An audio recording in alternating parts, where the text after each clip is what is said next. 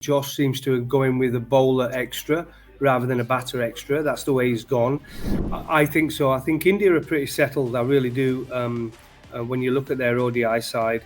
Now, the one-day internationals, I know that the 2023 World Cup is going to be in India next year, but there's certainly a lot of things to address for both teams going into this 50-over competition. What's the first thing which strikes you? And we'll start with England here because it's the new era, the Joss era from the Morgan era. Do you think it'll be similar sort of cricket being played by Joss Butler and company? Oh, absolutely. I think we talked about, didn't we, about Josh seems to go in with a bowler extra rather than a batter extra. That's the way he's gone. I think the biggest question mark for England now in ODI cricket is, but they're going in again with, in the squad, they've got Willie, Topley, and they've got Sam Curran, 3 left-armers. It'll be interesting. I think only probably 2 of them will make it. Sam Curran will be one of them, and then they'll go for either Willie or Topley in the full squad. You've got Bryden Carse, who's a terrific middle order overs, bowls in the middle overs. He hits the ball bat hard. He can bowl 90 miles an hour. If he stays fit, he plays a big part. You've got to remember you've got Stokes to come back into that side and Joe Root, who's a terrific player. And then it's whether they believe, I don't think they will now, because you look at Gleeson, who did so well in the T20s. I don't think they'll pick him for the 50 overs. I think they'll be up in Mark Wood. He'll be back fit and strong by then. I think he's going to play in the 100, which is for London Spirit. I think he plays for.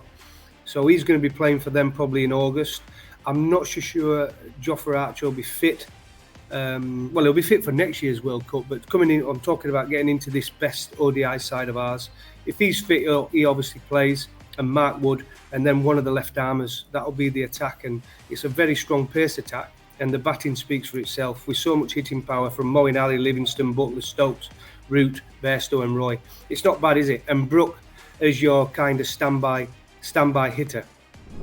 Yeah, standby hitter. Now, you mentioned the batting there. I'm guessing by the looks of it, it's going to be a bat v bat series, this, even in terms of the ODIs, because even India are going to be getting their big guns back. You talk about Shikhar Dhawan, who's definitely going to open in the first ODI because he's been named the one-day international skipper for the West Indies series. And you get a feeling that it's going to be that similar 3 that we've seen over the years, Shikhar, Rohit and Virat.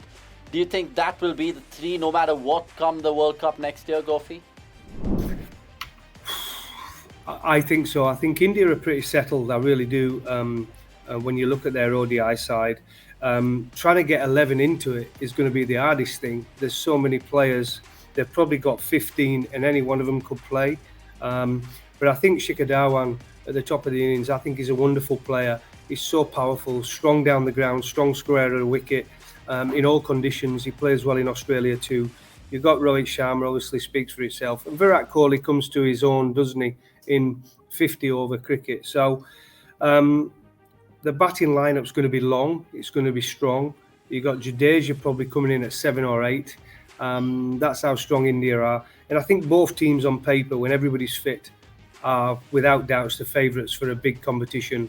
India and England. Again, this is a great series.